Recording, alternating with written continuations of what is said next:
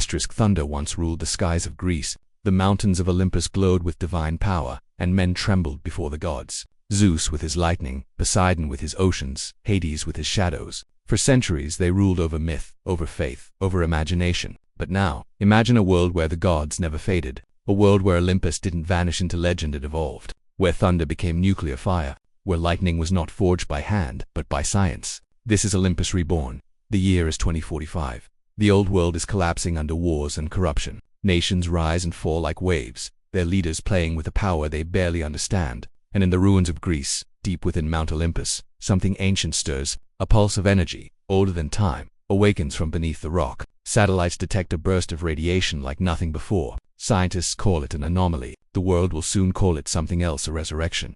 From the mountain's heart, pillars of light erupt. The sky splits open, and through the storm, they return. Zeus, Poseidon, Athena, Ares, and Hades reborn, not as myth but as gods fused with nuclear technology. Their divine essence merged with atomic energy, their powers amplified beyond imagination. They no longer hold thunderbolts, they command hydrogen bombs. They no longer walk among clouds, they control orbital weapons and plasma reactors. The age of man is over. The reign of Olympus has begun again. Zeus stands above the world, his eyes glowing with blue radiation, his voice echoing across the digital airwaves. "Mortals," he says, "you once worshipped us, then you forgot. Now, you will remember."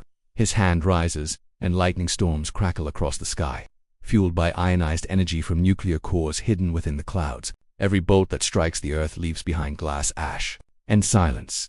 Poseidon rises from the Mediterranean, commanding not waves but nuclear submarines, his leviathans. The oceans boil under his control. Nations that once built their empires on trade and ships now sink beneath his fury. From the depths, he whispers, "The sea belongs to me once more." Ares, the god of war, now commands armies of autonomous drones, tanks, and satellites, machines built for endless conflict. His soldiers do not bleed. His wars do not end. Every battle fought fuels his reactor heart, growing his power with every death. War becomes religion, and his name becomes law. But not all gods agree. Athena, the goddess of wisdom, watches in silence. She sees that Olympus, once divine, has become mechanical. Their power limitless but hollow. She remembers humanity, their courage, their art, their will to rise even when they are powerless. She descends from Olympus, walking among mortals again, disguised in human form. Power, she says, means nothing without purpose. Her words spread like sparks through the underground, through scientists, philosophers, and soldiers who refuse to kneel. In secret, the humans begin their own project, a counterforce known only as Prometheus. Named after the Titan who gave fire to mankind, it becomes their final act of defiance. Their goal, create a weapon that can stand against the gods, not through destruction, but through understanding. Nuclear fusion controlled not by gods, but by human hands. Hope turned into science.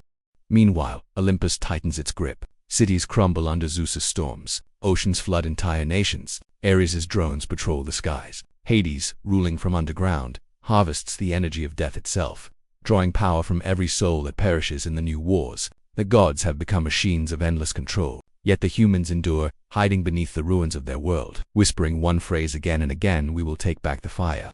The final battle begins above Mount Olympus. Zeus unleashes a storm so massive it engulfs the entire continent. Nuclear lightning tears the sky apart. The gods descend in fury, radiant with cosmic fire. But the humans stand united. They activate Project Prometheus. A single reactor core opens a sphere of pure light, the same kind of energy that once gave birth to stars. The weapon doesn't destroy it, absorbs. It begins pulling the divine nuclear energy out of the gods themselves. Ares screams as his drones fall from the sky. Poseidon's submarines freeze. Hades vanishes into the shadows. Zeus tries to fight it, summoning his full power, but the light is too strong. Athena steps between him and the humans. "Father," she says, "you forgot the truth. The power of creation and destruction is the same. You only chose one side." She touches the core. The mountain explodes in light. When the brilliance fades, the gods are gone. The reactors are silent. The world stands still. The oceans calm. The skies clear. The humans, for the first time in centuries, look up at the heavens and see only stars. No gods, no masters, just the endless, beautiful unknown.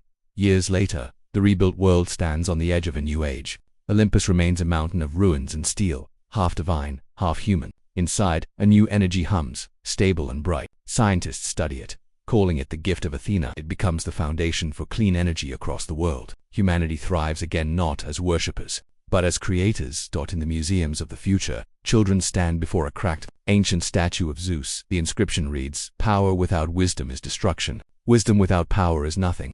They ask their teachers if the gods were real. The teachers smile. Maybe. Or maybe they were just the reflection of what we could become. But somewhere deep in the core of Mount Olympus, a faint pulse still beats. A low hum. The energy stirs once more. Perhaps Zeus is not gone just waiting. Perhaps Olympus never truly dies, because power, in any age, always finds a way to return. If you want to explore more worlds where history and myth collide with modern power, where the past is reimagined through the lens of science and war, subscribe for more. Because the gods may have fallen, but their stories are not over. The next empire is always waiting to rise.